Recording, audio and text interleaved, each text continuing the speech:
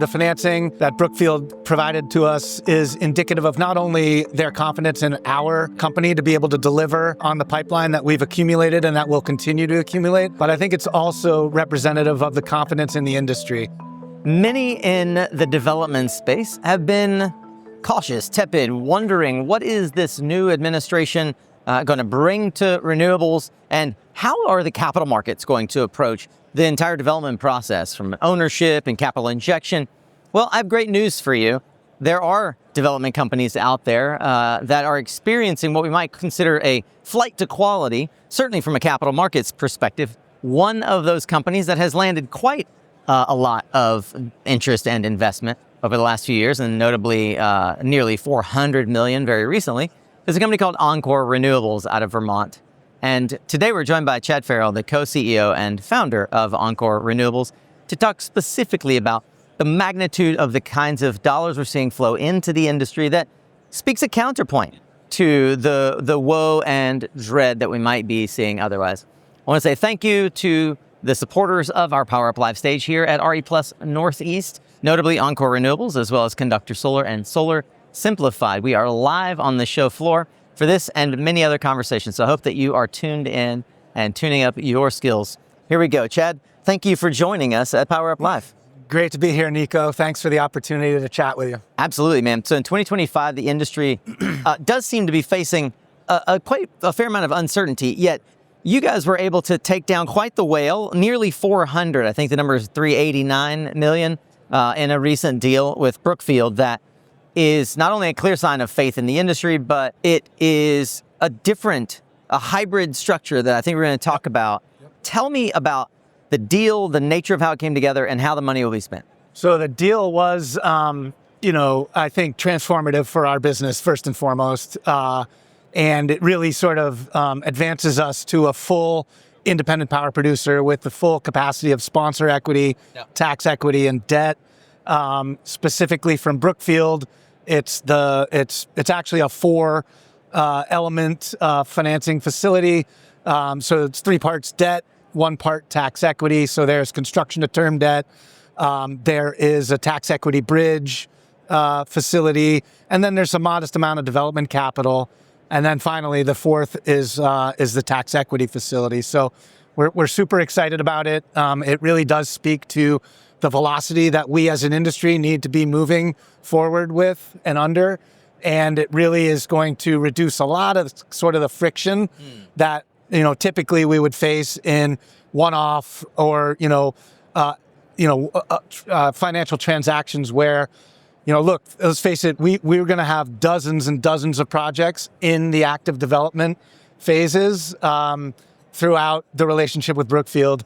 And this one-stop shop really helps us streamline that financing. So, we're able to just continually finance the projects and bring in tax equity, bring in the debt required, get the projects built.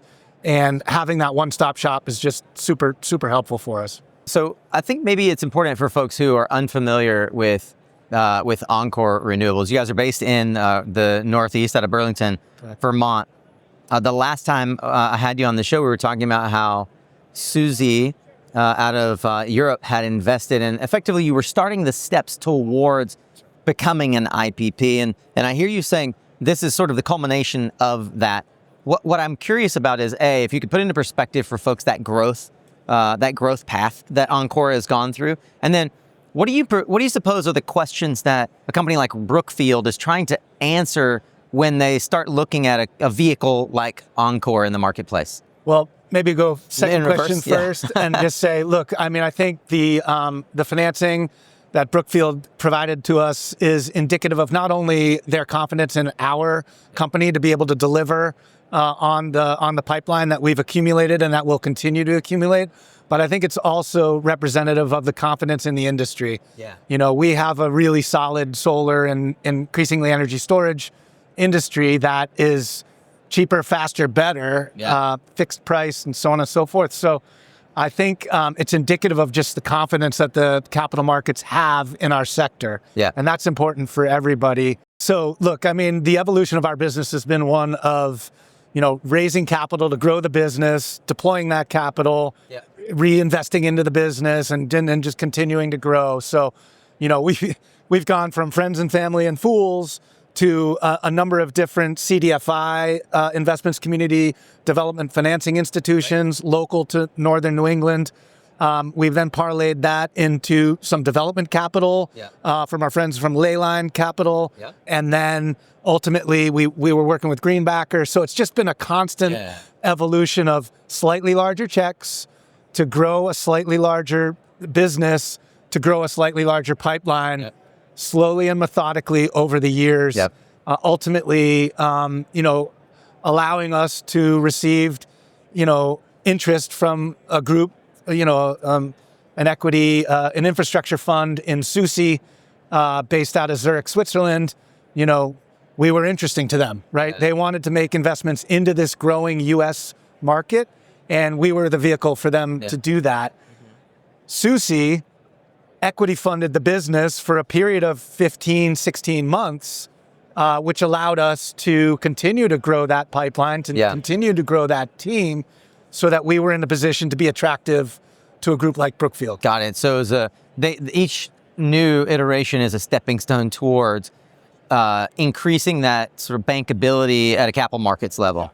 Okay. That's right. Getting them comfortable with what we're doing and how we do it. Yeah. And how it's not only what we're doing, but it's how we're doing it. And that's been the story. It's interesting because I see Brookfield in the marketplace effectively investing ownership or majority share into platforms like Standard Solar. How did this deal for Encore come about in a way that didn't require you to give away the majority of your company? Yep. So, with the help of Susi, quite frankly, and, we were in the market to transition fully to an independent power producer. Right. In addition to that sponsor equity, you need the tax equity and you need the debt. Yep. So we were in the market for a debt vehicle, and we approached Brookfield and had a number of conversations. Those conversations, moved along apace. And at some point during those conversations, I can't recall exactly when, but, Brookfield basically said, hey, you're going to be in the market for tax equity as well. Can we talk about that? Yes. Can we talk about sort of how we can create a more efficient vehicle under one umbrella that will help you with your deployment, opportunities, and will help us deploy additional amounts of our own capital. And clearly, look, the Inflation Reduction Act and the tax credit transferability and all of those mechanisms were also critical as part of this story. Yeah. I, for one, have certainly never heard of this structure in the way that you guys did it with Brookfield. Could you talk about that innovation or the novel nature of this transaction and this relationship with Brookfield? Sure. Yeah. Well, again, it's, velocity is the name of the game here. Yeah. We got a lot of megawatts to build as an industry, as a company. So, I think, Brookfield's sort of openness to continuing to work with us and look, it was the innovation in this facility, I think speaks to sort of not only our own internal finance team's really creative thinking, but that of Brookfield. And again, velocity is going to be critical. And if we're moving dozens and dozens of projects at various stages through the development pipeline, we need really efficient, easy to close, replicable transactions for a small portfolio of projects, a larger portfolio of projects. Sometimes it might be a single project, but going back and having that repetition, that one-stop shop is really, really effective for velocity. For those of us who are watching the news and the development companies making announcements right now, the Northeast is a really exciting sector because it is disproving this myth that the capital markets are on hold, that they're waiting on this industry, that they're not sure, they're waiting on the Trump administration, et cetera. I mean, you mentioned almost $400 million for you guys from Brookfield. Aspen is also, they had a huge tranche dedicated to them. I'm sure we're going to see more announcements like this. Do you feel like this essentially says to the capital markets, hey, renewables is open for business? Does it kind of open the floodgates again for developers to feel very confident about their pipelines? Sure. Yeah. Look, it's an interesting time, right? We're all trying to figure out like what's coming out of DC these days. And we can talk a little bit about that and all the work that's been done by the industry to continue our share of an all of the above energy approach.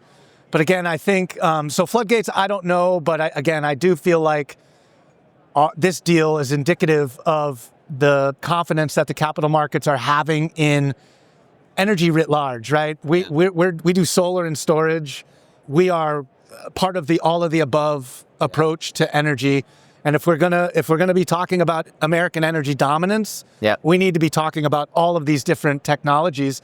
And I think solar especially has a really important seat at the table because solar is among the cheapest forms of energy generation at this point. It's only getting cheaper.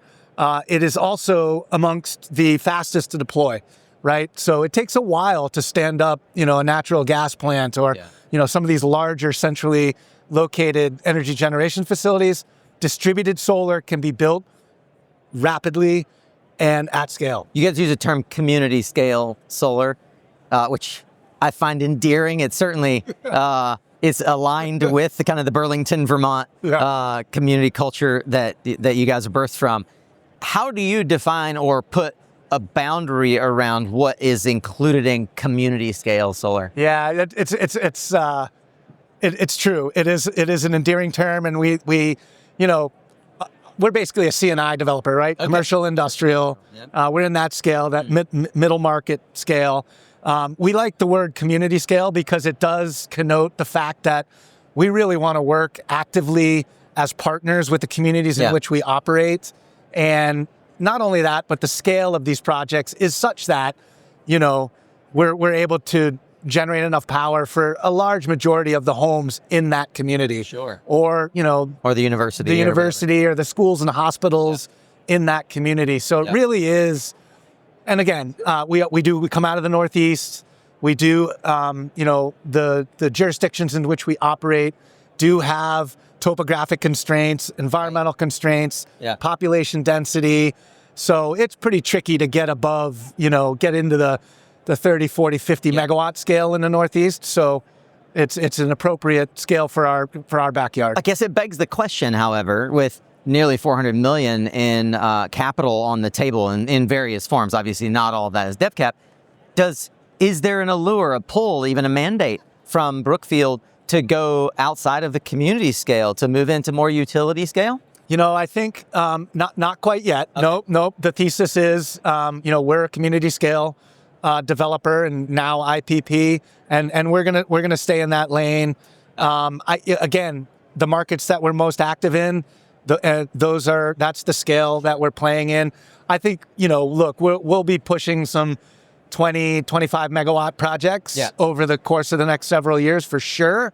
But we're going to stay within that community scale space and just try to enter new and additional markets. Yeah. I think it sounds to me like Brookfield is betting finally on the reality that the retail customers in that C&I space at the community scale level more than ever are bought into the fact that this is a quickly deployable generation asset that's grid edge, as our friends at Eversource like to say, and it's low cost and it hedges against their future energy price, which gives them better net operating income, right? Let's speak all the language that your customers are thinking. We hear from our customers all the time.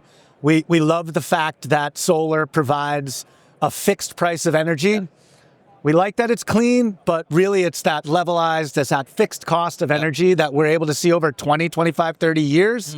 That budget certainty is really important. And I think also, let's face it again, we are amongst the cheapest forms of generation possible out there, even in places like the Northeast where we clearly don't have the same solar resources that we do have in the Southwest. I'm curious, how do you pick the communities you go into, and are communities increasingly picking the partner based on their financial sort of capacity or backing? Well, I think that is one of the strategies, or one of the reasons we wanted to go into this direction of becoming an IPP was really just the ability to be long-term partners with our landowners, with our customers, and with the communities in which we operate, right? Yeah. So it really is helpful to be able to go into a community and say, hey, we are your long-term partner. Yeah. We are going to be owning and operating this facility, so we're going to do it right, and we want to do it in a way that you want to see it done. Yep. and we want to deliver as many community benefits as possible. Again, that gets to the Brookfield financing and the velocity and the efficiency there. We're able to share more of that benefit with all the stakeholders associated with the project, not just our customer and our landowner. So obviously Vermont is more of a progressive state. A lot of folks will say, well, I expect to see solar in Vermont, maybe Maine and Massachusetts. But the reality is that we're seeing a lot of renewables deployed across the aisle, across political lines, Democratic and Republican. I wonder if you believe that we are going to see this administration open up to more opportunity for renewable energy as a whole. And do you feel like these kinds of investments from companies like Brookfield are going to help speak into that narrative? Like, what are you seeing, and where are you, from on the ground level, where are you seeing any counter narrative? One of the beauties of sort of the evolution of this industry is that as we've scaled, we've become more cost competitive. Right. So we are having conversations around economics rather than the environment and climate, which is obviously extremely important, right, and motivates what we all do at Encore. But it's an economic consideration. And I do feel like, look, I was in Washington, D.C. last week with 160 other solar and storage industry executives, walking Capitol Hill and speaking with members of, on both sides of the aisle. And we heard consistently from Republican, from Democrat, we love the opportunity to reshore American manufacturing in our districts. That would be great. We love the opportunity to achieve a greater energy independence. We love the opportunity to compete with our foreign competitors, specifically China. So I do feel optimistic that, regardless of what comes out of the White House, that Congress is behind us and understands the benefit that this industry can provide to their constituents within their districts. Yeah. Are there examples across the aisle of organizations that are helping to really bolster and foster this narrative? Sure. Yeah, absolutely. So groups like the Conservative Energy Network and a number of offshoots that have sort of come out of that organization, which has been doing tremendous work, by the way. Land and Liberty is an example. Energy Right in Virginia, doing great work and really just trying to communicate in ways that communities and community members in more rural districts can understand the economic development benefits of what our industry can provide. It's new, so change is hard for folks, so we need to communicate effectively and empathetically to really kind of just bring them along. And we need to choose the right messengers to be speaking with these folks. We need to choose the right ways to communicate our messages. There's all kinds of strategies that are coming out, and there's a number of great organizations here at RE Plus Northeast and in the greater ecosystem that are helping us do this work. Right? Really, their background is in community engagement. Might be political campaign organizers, but they know how to communicate the messages that the communities want to hear. And we may not be the perfect messengers for that. That's right. And we got to send in the right folks at the right time to help really depoliticize this industry. That's what we're working on, and groups like the folks I just mentioned are doing tremendous work in that regard. Again, it's economics, right? These are electrons, whether they come from the sun or the water or the wind. These are electrons, and we need more and more electrons on the grid to satisfy the constantly increasing energy demand that we're going to be seeing over the next decade at least. So why not solar? Well, you mentioned economics. One of the uncertainties that certainly this administration is holding over the industry is what's going to happen with the IRA and the ITC. And it's precipitating once again this, I would call it like an arms race in our industry to safe harbor equipment. I would imagine that part of the strategy of those who are out raising capital right now is to empower a better safe harbor strategy. What can you tell us about the importance of safe harbor right now, in particular as an IPP, and what advice you might have for developers out there that are looking for homes for their project? Sure. So I would say the safe harbor has been around forever. We've actually been active in safe harboring equipment in prior changes to the ITC. So it's a proven model to really backstop your portfolio for at least 4+ years, right? Yeah. So we are, in fact, safe harboring a bunch of equipment that will allow us to not only address our own current, construction portfolio and the projects that are in our near-term pipeline, but also gives us a little headroom for working with other developers, as you mentioned. Yeah. And the beauty of the safe harbor is not only do you have certainty for the tax treatment at the time you make the safe harbor commitment, we're also going to be picking up tariff protection, right? Yeah. And so there's nothing but uncertainty out there right now. Where you can talk tax credits, you can talk interest rates, you can talk tariff risk. So the ability to control all of those risks is paramount for an IPP. And I think, I think developers out there that have not made the transition yet to developer IPP, and there are a lot of them, right? I think working with a group that has safe harbored equipment should be pretty important. It's a buyer qualifier. Yeah, it should be a buyer qualifier. Yeah. It feels to me like any IPP right now that doesn't have a safe harbor strategy well underway is on the outside looking in. Yeah, we certainly feel that way. Seems like table stakes, especially on the developer side. If you want certainty that your project's going to get built was the only way you get your developer fee, then you want to partner with someone who's going to be able to guarantee the returns that you have in your spreadsheet. Yeah. Retrading on deals. Nobody wants to go there. So let's have everything locked down to the degree possible when we do the transaction. And is it all equipment, or are folks just focusing on modules? No, I mean I've heard of other folks safe harboring transformers. Yeah. I've heard other folks safe harboring inverters. You got to make a 5% commitment on the total stepped up value of the project. Yeah. So there are a lot of ways to get there. Yeah. And the other means to safe harbor is a construction start. And there are some other, there's some complexities there. So we're choosing to go down the equipment route, the 5% safe harbor via equipment route. Yeah. One of the things that I see a lot of folks like you, Costa Nicolau, folks that are traditionally see it as a part of your job, the advocacy piece, are now beginning to convince others to come along and to get in that game.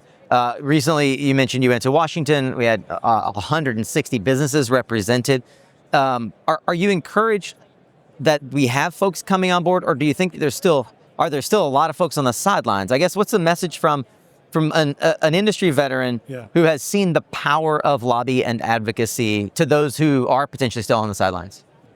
We feel strongly that we need to do our part, and I think. Sort of lead by example, for lack of a better way of saying it. I do feel it's extremely important because look, we're largely in one geographic area of the country, and if everybody across this industry could be having these similar conversations with their representatives and their senators, that's when we're really going to make progress here. So it was great to see the largest ever, SIA lobby day last week. They need to get even bigger, and they need to be even more homegrown. And we need to be having these messages not just on Capitol Hill, but at every state capitol. Every state capitol and every congressional office across the country. Yeah. Well, I'd love to know, how can folks listening reach out to your team if they want to learn more about Encore, and what can you help them with? Sure. Well, we obviously would love to look at portfolios of projects that developers may have available. I think we can help with some of the skills we've learned over the years in that lobbying effort. Again, a rising tide lifts all boats. And I think we would be more than happy to look. This industry is highly collaborative, right? Yeah. Rapid collaboration is critical. We're having some amazing conversations already here at this conference. Right. We're all learning more, and so. The concept of having sort of a teaching learning kind of industry, I think is huge. Yeah. And if folks want to find us, we're at www.encorerenewableenergy.com or an email to info at encore.eco, and that's INFO at ENCORE.ECO. Yeah. We'll get you there. Chad, last question. Where specifically are you guys focusing? I'm curious about the size of project to help better filter for developers that are interested, and the region, maybe kinds of projects as well. And I've got Sure. Yeah, I'd say we're quite interested in our sort of home markets of New England and New York. We are becoming more and more active as a number of folks are in the Midwest, primarily in Illinois. Yep. And we have some projects moving in the Mid-Atlantic as well, Pennsylvania, Virginia, and those markets. And look, I would say, yeah, generally we're in that community scale or that C&I space, that scale. So we're looking at 5 megawatt plus or minus. Some a little bit bigger than that, maybe some a little bit smaller than that, but preferably in that zone. Magic. Well, if folks are watching and want to get in contact, Chad has made it really easy to do so. Hopefully, you all now are not only well equipped to understand how the money's moving into the industry, but know at least one potential partner upstream that can help pull these projects across the finish line. Chad, thank you for the amazing work that you're doing both on the advocacy and the development side to help lift our industry ever higher. Right back at you, Nico. Thanks for getting the word out of all these great stories that filter throughout our entire industry. Thanks Thank you, again. sir. All right.